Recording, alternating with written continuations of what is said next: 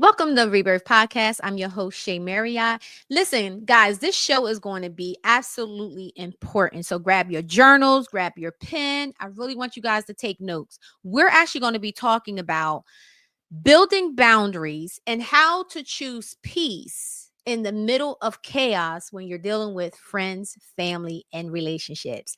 Make sure you like, share, and subscribe. Out of the ashes we will soar to a destiny we can't ignore. Heartbeats echo through the night with every dream and endless flight. Together strong, let's break the mold. Our rebirth and stories told. It's time to renew, rebuild, restore. Unlock the dreams we've been waiting for. Rise up higher, more and more. With every breath, a new dawn's roar.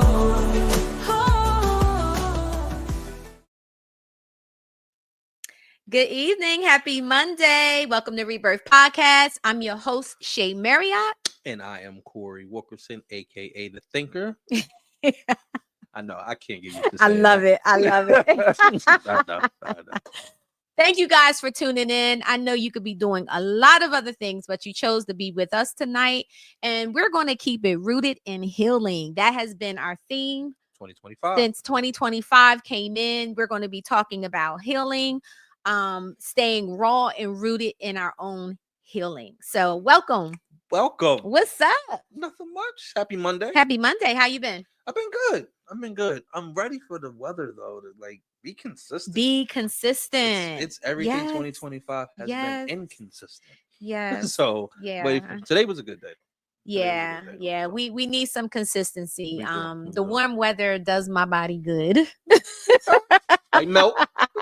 Like melt. I like the sun. I'm one of the few. I don't want to say few because I believe there's a lot of black and brown people that love being in the sun. Mm-hmm. But the sun is absolutely healing for me. Okay. It really is. You can tell by your backyard. Yeah, that that vitamin D. That Yeah, vitamin D is important. Yeah. So how have you been? I've been good. Mhm. I've been good. I'm ready for the summer to hit. Yeah, well, we're about to go into May soon. I know. So a lot of things happening in May. We got Mother's Day. Mother's Day is Mother's coming. Day. Yeah. Mother's Day. Happy Mother's That's Day. coming. Yes. What else? Cinco de Cinco de Mayo is Mayo. coming. Memorial Day. Yeah. You got any plans for Memorial Day? Not yet. Okay. Not yet. What do you usually do? Somebody barbecue? Somebody, probably mine. Is that what it is? If I remember correctly. We always have a good time in the Oasis. Yeah, boy. Yes. Yeah, y'all. We had a good time. Absolutely. So again, guys, welcome. Before we get started tonight, please take a moment to subscribe to our podcast. You can find us wherever you get your podcast, but mainly go to YouTube right now. If you're not on YouTube watching us, go to YouTube and subscribe. Yeah. I don't want you. I know we come on Facebook a lot as well, but that might change. So I don't want you to be looking for us on Facebook when you can actually go watch us on YouTube. So if you go to Rebirth the letter U podcast, you will be able to find us on YouTube and you can subscribe. But we are on every podcast platform. So that's iHeart, Spotify, Apple. Wherever you get your podcast, literally, it's at Rebirth U Podcast. Did you say A-Track? Yeah, we probably own A-Track, DVD, VHS. Netflix. Yeah, right. Tubi. Okay. Well, I was on Tubi. Okay. You was on Tubi.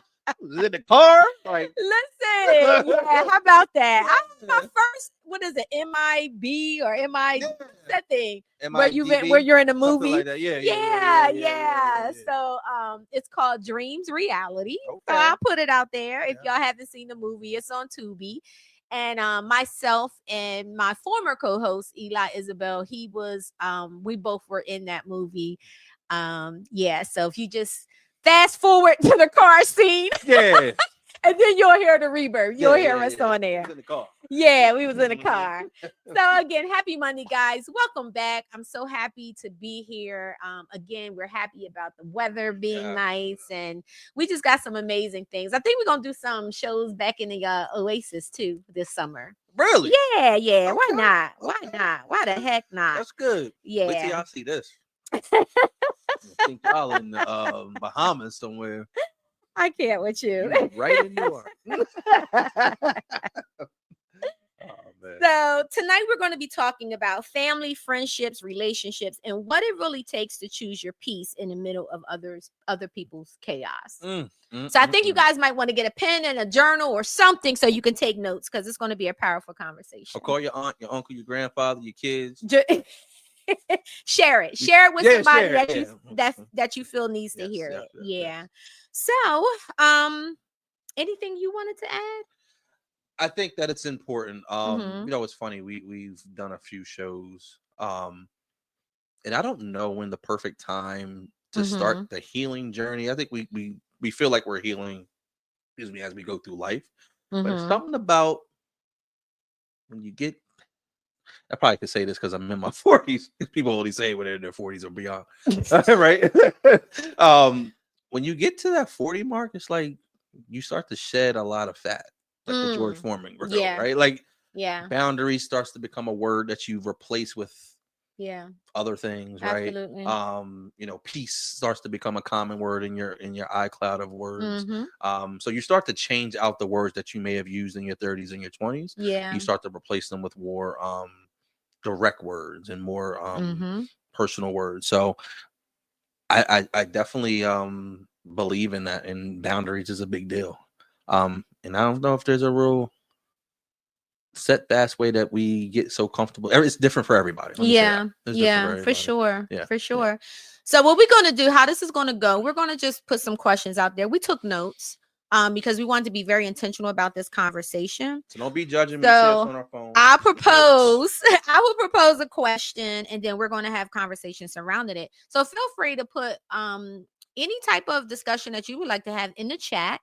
And so we're gonna go from there. So the first one is, what does the soft life look like when you're the first in your family to choose therapy over silence? Right. So are you because you've shared that you've hold on, I got a question first. What? I gotta set the stage. Are you Shea, the podcast? Are you the therapist? Are you I'm Shea. I'm just Shea tonight. Yes. I don't know, man. You turned that. You actually turned. I'll tell you something. Shea start asking questions. You just be like, try it. Don't start. Feel seen. Feel seen. That's right. That's right. All right. So we just talking to Shea. All right, cool. So you're first generational therapy, right? Right. Okay. So my question was, what does the soft life look like when you're the first in your family to choose therapy over silence? I think that it's a lonely thing, right? And I think it's also depending on what you deal with as the reason why you're going to therapy, whether it's abandonment issues, whether it's trauma, different types of trauma. Everybody does it differently, so I think it's kind of lonely. And it's also triggering as you go through it. To be honest with you, depending on honestly what your trauma is, because sometimes you're around the people that are causing or have caused your reason for go to therapy. You know what I mean? So that could be very troubling, right? And it's hard. I think it's hard, to be honest with you. Absolutely. So some of the things you might hear, especially when you're trying to start your own healing journey and you're surrounded by people that have not done so yet, you may hear things like, you've changed. You've changed. You think you better than us now. Get out of here with that. Or that's just how I am. That irritates me when people say, well, that's just how I am, or they're referring that to someone else to justify their behavior. That's just how they are. No. And we have to stop giving people a pass because that's just how they are. No, people can change if it's brought to their attention and they decide, they take accountability and decide that they want to make that change. Yeah. I don't believe in that statement, well, that's just how they are, like, let them be. Yeah. No, some people we do need to confront so they can take ownership of what it is that they're doing, especially if it's someone that's hurting you. Yeah. Do you know what's hard about that too? Sometimes people don't walk down that path, or they start and then they go backwards, because it also forces you to make a decision. Because what if they don't want change? Right? Yeah. I heard somebody say before, just because you have a problem don't mean I need to change it. Right? And it forces you to make a decision to either disconnect from that person, set a real boundary for yourself, or confront, I don't want to call it your bully, but confront your own trauma, or confront your own self boundaries, right? So I think that's one of the reasons why it makes it a little difficult and eerie, to be honest. For sure. Yeah. Do you think that people, when it comes down to like being on your healing journey for yourself, what boundaries did you have to put in place, or did you? Well, I think the one was this: what am I going to continue to go? Right? I think that when I first went, I was just like, what the hell? Like some of the questions that are asked, that you were going to consistently go regardless of the outcome, or regardless of the resistance that you go up against. I think it's another thing when you talk about what you're going through, you talk about going to therapy. Are you going to share it out loud? Is it something you're going to share quietly?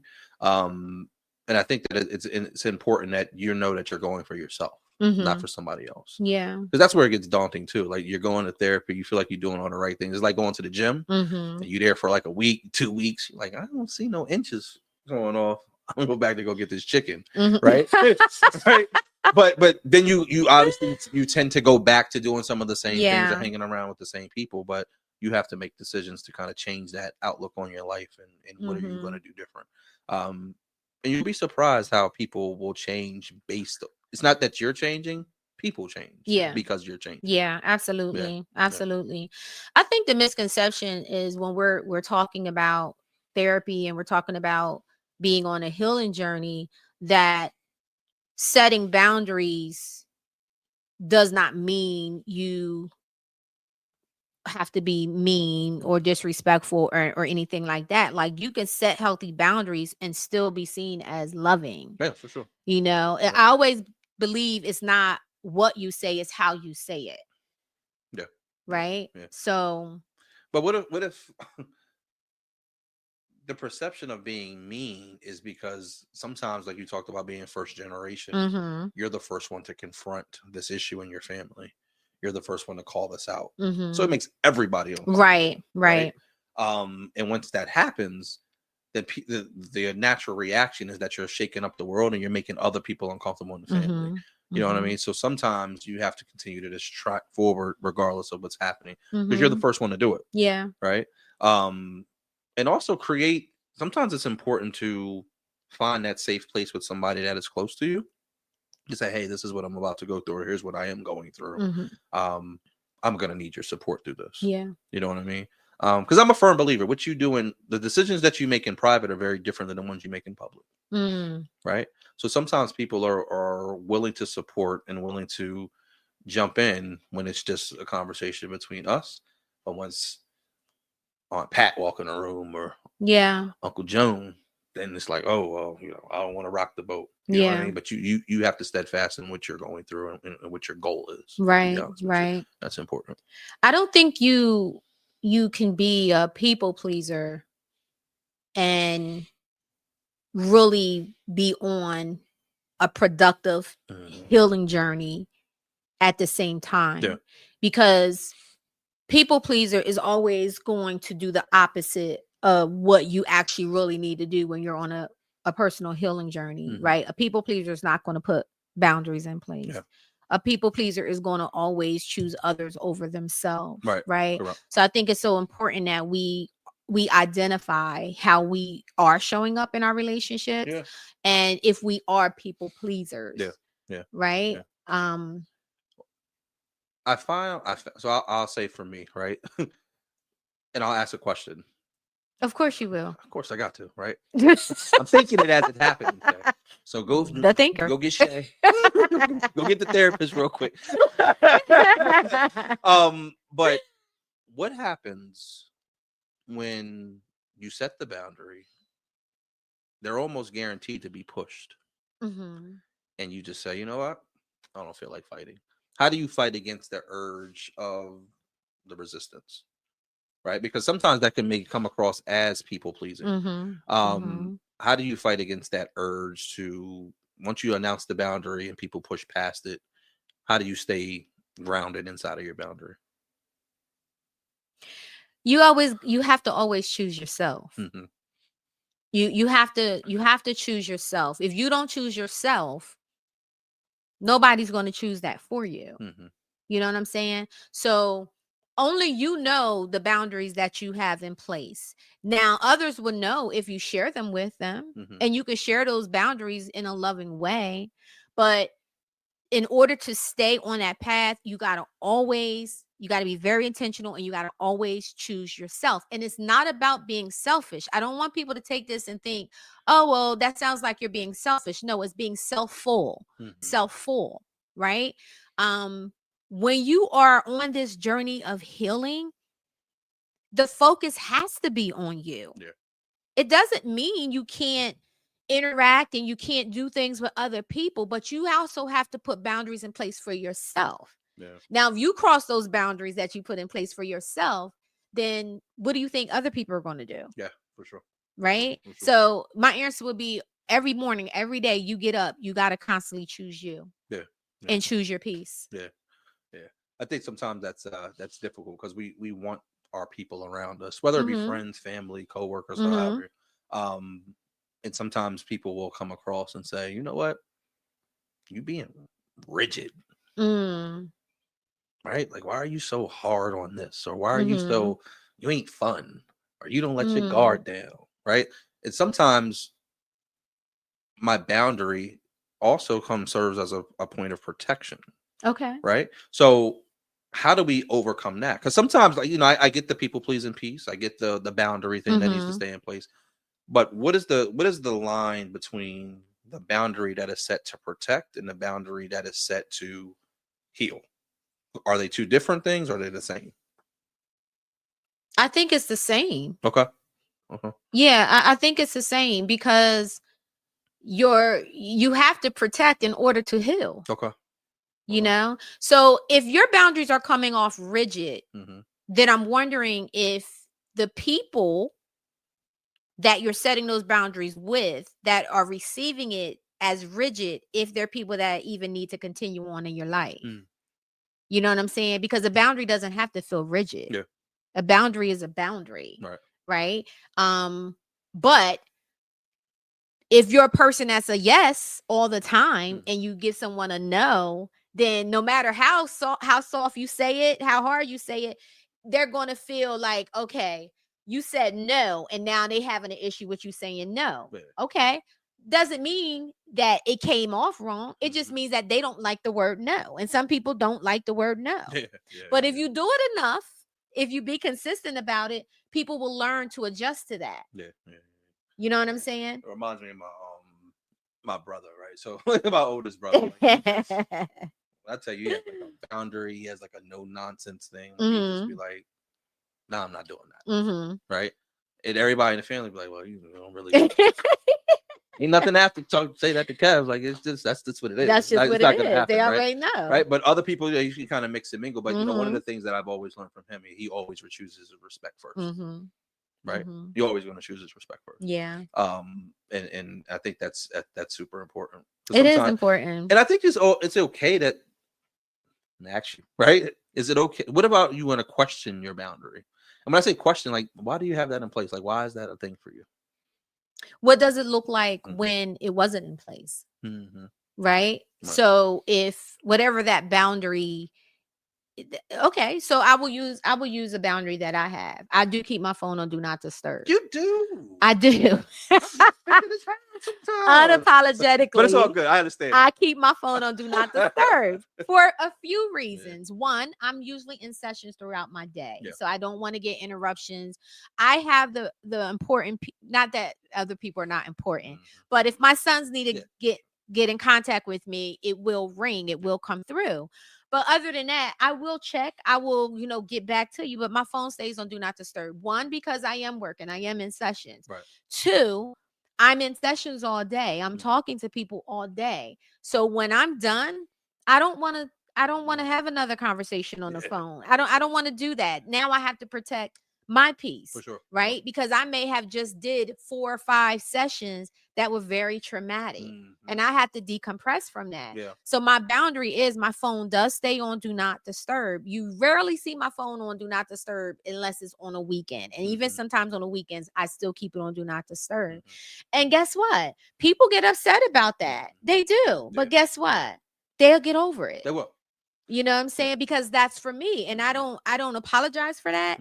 And I don't move the needle when it comes down to that. As you shouldn't. Yeah. Absolutely. Because people will learn to adjust to it. Yeah. Though, right? Like, Yeah. Phone do not disturb. You see it. Yeah. Right? It's So she'll get back to me when she's she'll ready. get back to me, right? Let's normalize putting our phones on do not disturb. I think except for my kids. I think but stop the damn do not disturb. You ever call your kid at the school? Oh, you probably don't have that. It's silence. Well, my son, that's it at Del State. His phone stays on do not disturb. However, when I text him or call him, it pops up. So he'll respond, right? So you can, arrange it where people can still get through. But I think it's important. We have to disconnect from our phones, from our laptops, from electronics. We've lost communication. We've lost the ability to socialize because we're always on the phone. Or we're always, scrolling on social media. Look how many times you sit down for dinner, right? Especially with our kids, right? What are they doing? They're on their phones, right? I'm horrible. Look at the young people today when you're out. Most of them are looking at their phones because it's too awkward to socialize with other human beings. Yeah, it is. Yeah. Right? So we have to kind of understand how all of that is affecting us and how it's affecting our relationships and be okay with stepping away from it for a little bit. Put that boundary in place. I totally agree. I it's always an interesting conversation with the younger folks and boundaries. And I was having a talk with my kids, and that's always fun, right? And I always walk away from the conversation well, they're also in their 20s. You know what I mean? Because it's also trying to get them to understand certain things that they just are not ready to accept yet, right? Everything has to be right now, social media driven, or likes and responding and all of these things. I just be like, what? You know what I mean? So those are proper boundaries to have in place as well, right? And sometimes people will put their expectations on you, and that's not the expectation I have of myself. You know what I mean? So I think that's important. Absolutely. Another thing that comes to mind is you can love people without losing yourself. And I know that was a big one for me. Prior, as you say, 40 kind of brings out it's like an aha moment, something switches, right? So I would say prior to before I got married, even in the relationships that I was in then, even in my marriage, I felt like I loved those people more than I loved myself. I honored them more than I did myself, right? And in that process, you lose who you are. Or at that age, I didn't even discover who I was at that point, right? So not only I'm not knowing who I am, but what I thought I knew, I was losing that, right? So being able to say that you can love people without losing yourself. How do you do that? How do you love someone without losing who you are? Yeah. I would say, so, I'm back to this book. Let them. Right. And I think you have to allow people to show up and be the person that they want to be in the moment that they want to be. One of the eye-opening chapters, I recommend everybody actually read the book. One of the eye-opening chapters is like chapter 2, and she was talking about how her kids were getting ready for the prom. Her son actually was getting ready for the prom, and how she was worried about what he was wearing, the corsage for the girl, and how she went and bought one because she knew he wasn't going to pay attention to it. It wasn't something that he was even thinking about, and he's wearing sneakers with his suit. He's like, okay, well, I'm just going to get the corsage. He's like, Mom, I don't need you to go get it. I'm fine. She doesn't want one, right? So she goes and buys it anyway, right? So they get to the house where the girl is, and she says, hey, can you help me pin if they put it on the guy, right? She said, can you help me pin? So she goes over to help him pin, and she pulls out the corsage for the girl. The boutonniere. Yeah. She pulls it out. And you can see the everybody's face change. And she said, if I would have died if my son's look, he would have just killed me. And what happened was, I think her mother or the girl's grandmother or mother made one for her to wear. Oh, okay. So when she pulled it out, it was like, oh, well, I guess I'll just wear one since you bought it. Okay. And the whole point to that was she gets to the place where she's like, hey, well, they didn't even have a reservation for dinner. They were going to go to like this taco place. It holds like 5 people, and it was like 25 of them. And she was so worried about, she's calling, making reservations. And her daughter pulled her to the side and says, you're robbing them of their experience. They could care less. Yeah. Let them go out in the rain. Let them cram into this taco place. Yep. You're stressed out or worried about it. Yeah. Let them have their moment. Yeah. Right. And she said, oh my God. And once she started implementing that inside of her life and just let people be what they want to be. Yeah. It took a lot of stress off of her. Right. Because we do it as parents. I'm totally guilty of it. Right. They're not even stressed. We are bugging over this reservation, and they don't care. Right. So we have to allow people to be them. So I think that would be the thing that I say. I find myself saying it out loud, like, let them. No. That's good, and I'm glad you brought that up, because you're right. As parents, we do that, and a lot of times, well, some of the reasons why we do that is because we're trying to live out our childhood, or the things that we missed in our kids. And this is a whole different time. 100%. You know what I'm saying? A whole different time. It looks totally different, right? And we gotta be aware of that. Even when it comes down to sport, a lot of parents force their kids to play 3-4 sports a year. A year. On top of doing schoolwork, right? So why? Well, because I didn't get a chance to do this, and I didn't get a chance to do that. It's not about you. It's about your children. Did you ask Johnny? Did he want to play soccer? Did you ask him if he wanted to play football and basketball and take karate? Right. So we got to be mindful of that. For sure. And it was a big eye opener. So I'm like, I'm on chapter 6 or 7, but it's a good book. But sometimes we just have to let people be people, and also give ourselves permission to be ourselves. Which is another big one. So, absolutely. So just because they don't understand your growth doesn't mean you owe them a smaller version of yourself. At all.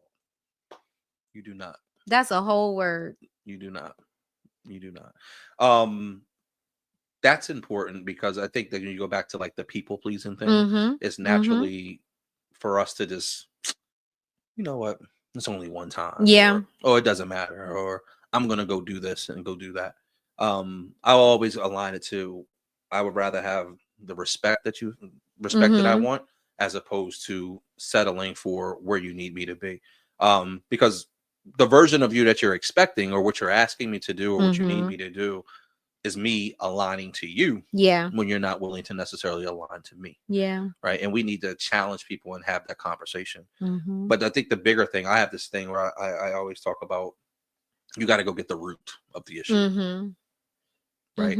Sometimes people will dance around the root of the problem, and sometimes people don't know what the root is. And sometimes it's like, you know what, here's the thing. So I'm not a weed person. Smoke, never have. I could have sworn I saw you with a blue. Nah, not me. So I smoke, nothing, right? Just never have. Never been a thing for me. But because I was a basketball player in school, right? So that was a thing. I was like, you smoke, you can't breathe, you can't run. That was just a thing for me. Then the other piece, as I've kind of just went through life, I've seen what it's done to take away from people. It's the most legalized unlegal thing that you see. You get caught with it. It's always a problem, right? And I just made it. That's just not my twist, right? And people just like have a hard time believing that, right? And I don't. It's just not something that I don't judge you for doing it. Yeah. But I don't need you to push it on me. Yeah.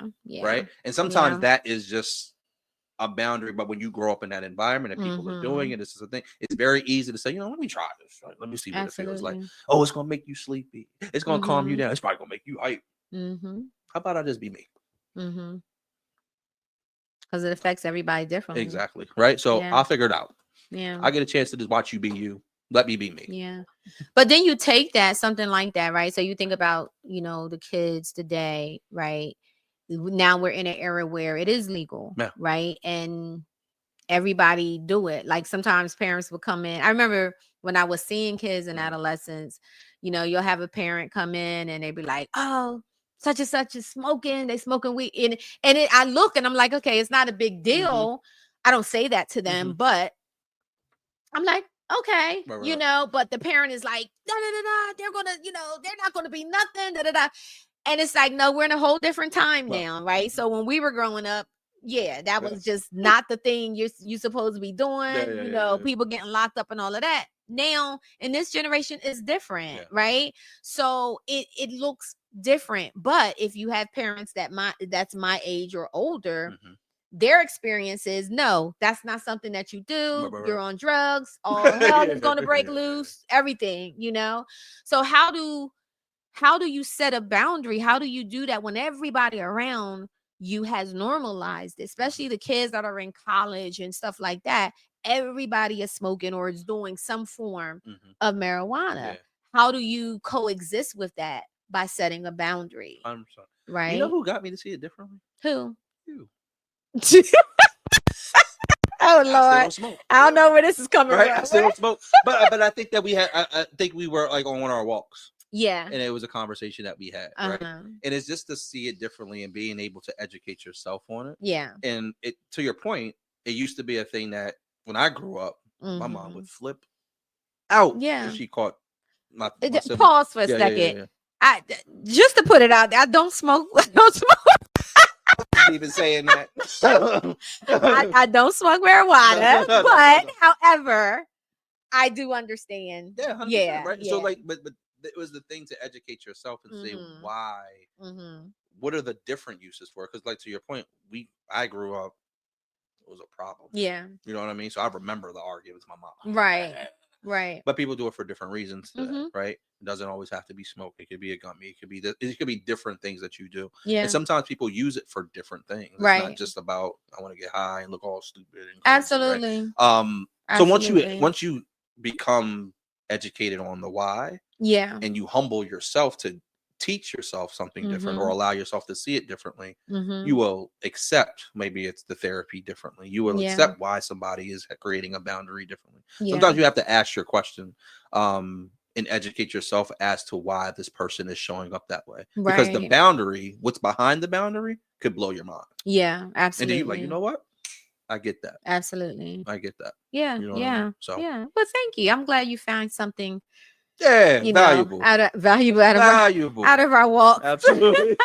valuable. So one of the things too is your healing might be the mirror. We talk about our friends and our family. Sometimes our healing is the mirror that they need to see, and they may not accept it in the beginning. They may not, but if you're consistent and you're consistent with putting boundaries in place, you never know who you may inspire. Yeah. Right. Nope. I have this quote. It's by Gandhi. It's over top of my bed, and it's be the change you want to see in the world. Right. It starts with you. And anything that you do, it starts with you. If your relationship is not good, something's happening, you change. Yeah. Don't focus on what that person needs to do to change. You change, because when you change, they're going to see that, and that's going to inspire them to change. Agreed. Right. And you can't put a time frame on when people decide they're going to do that. Yeah. So, but you be the change. And that's in anything, rather it's relationships, rather it's at work. You be the example. You change how you show up. Yeah. And it's contagious. Others will start to change. Yeah. I remember someone was telling a story about going to work and how does nobody spoke and said hello. Mm. And like, what is that? Like, people Mm-hmm. just don't speak. Mm-hmm. And I think the advice that was given to them was, when you start speaking, Yeah. be the change that you want to see. Absolutely. And then people will start to just change that. Absolutely. You know what I mean?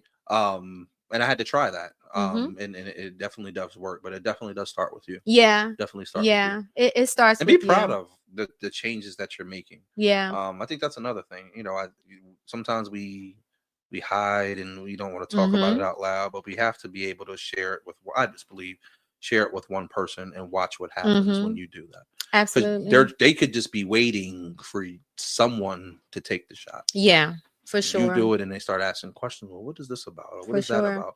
Right. And you'll be surprised how that blossoms into a group of people that are just educating themselves and changing. So I agree. Yeah. Yeah. So I think to wrap things up, you know, again, we've been on this theme of healing. So I challenge you, what is it that you still need to heal from? Yeah.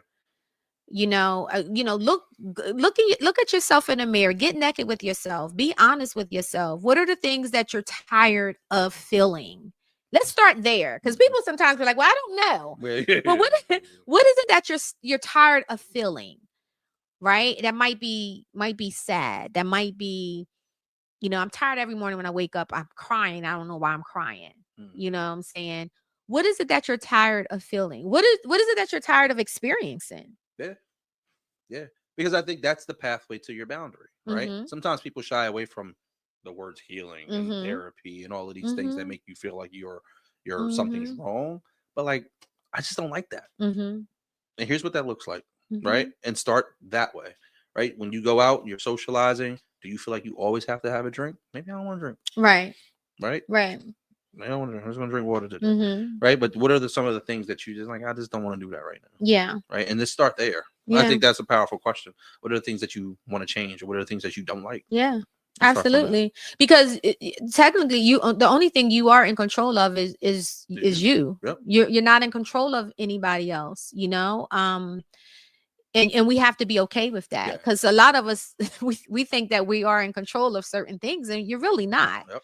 You know, there was a word that came across today. I was listening to the radio, and I think it was on oh gosh, what's the girl that was on the Breakfast Club? Lauren LaRosa? No. All the way up with Angela Yee. Yeah. She had the young lady, I should say. Yeah. She had I think her name was Dr. Judith, that was on her show. And she's doing a lot of research on high functioning depression. High functioning depression, you know. And that really resonated, because when we talk about depression, we look at it, I could tell you what the DSM-5 says, what the criteria is to meet depression. Yeah. But in today's world, it doesn't look like that anymore, right?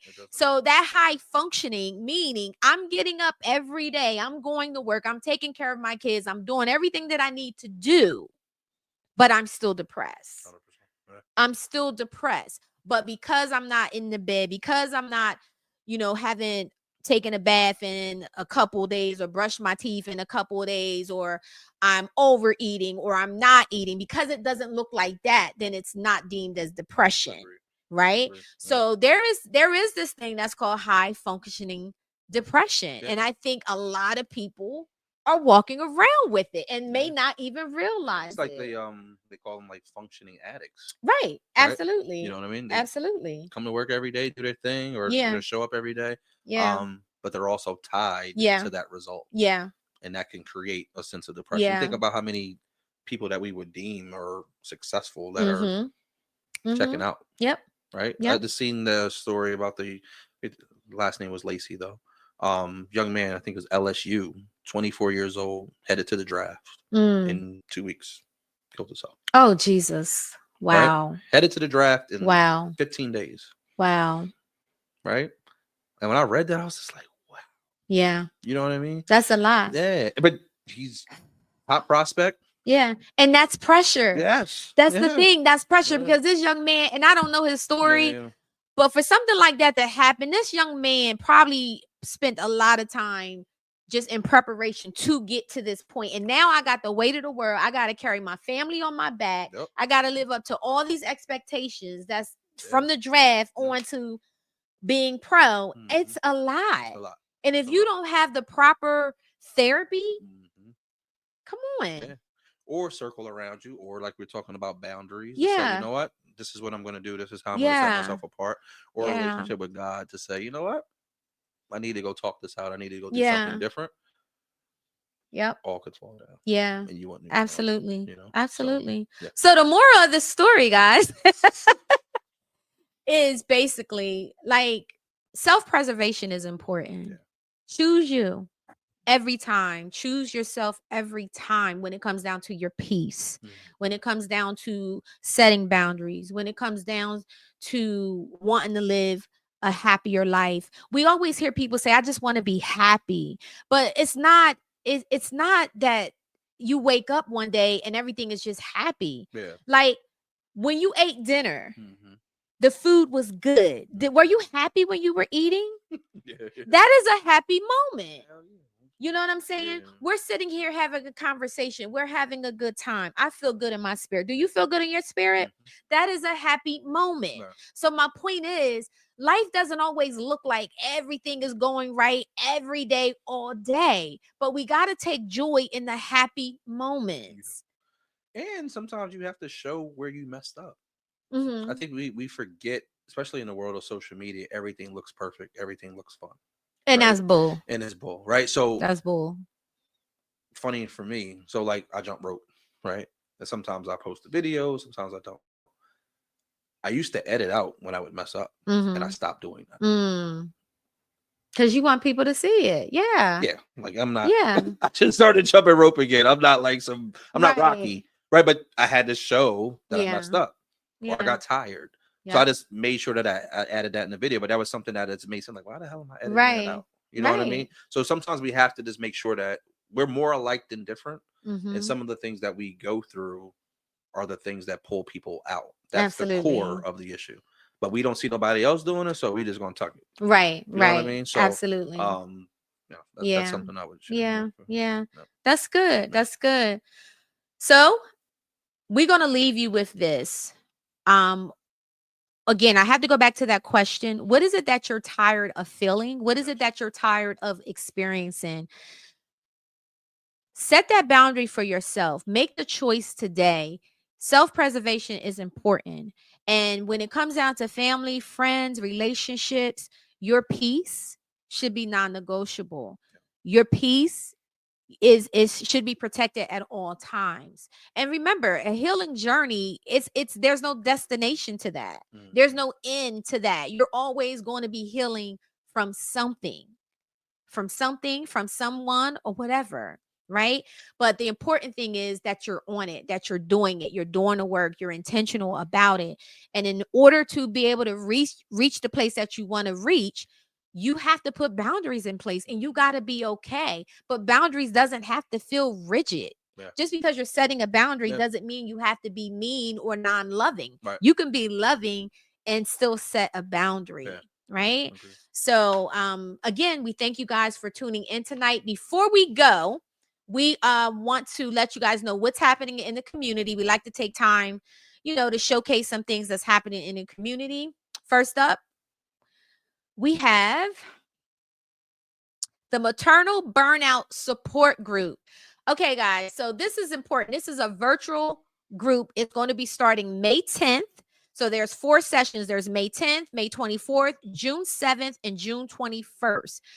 This is a 90-minute virtual session, and it's the investment for all 4 groups is only $100. Okay, so you see the QR code on there. You can scan that, and that will take you right to the registration. All right, so you're going to have 4 live sessions with therapist-led sessions focusing on real, honest conversation. And this is a judgmental-free place. Come on, moms. I know I've been through it. I know there's times where it's hard, right? So whether you're parenting a little one or you're parenting teens or even you're some of us is still are parenting young adults, Yeah. right? We all experience burnout and it's okay. So let's normalize that. Okay. So that group is going to be starting May 10th. Scan the QR code and get registered. That's at the Center for Child Development and Amani Healing and Therapy Center. Next up, we have the Cinco de Mayo Spring Festival is happening May 3rd.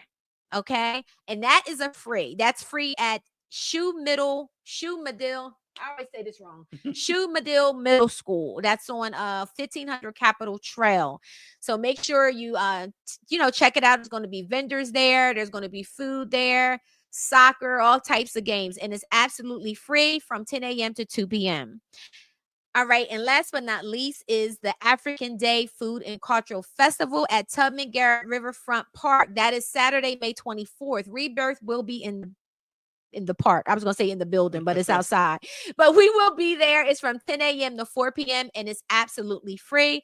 For more information, go to Africa Day 23 at Yahoo. I keep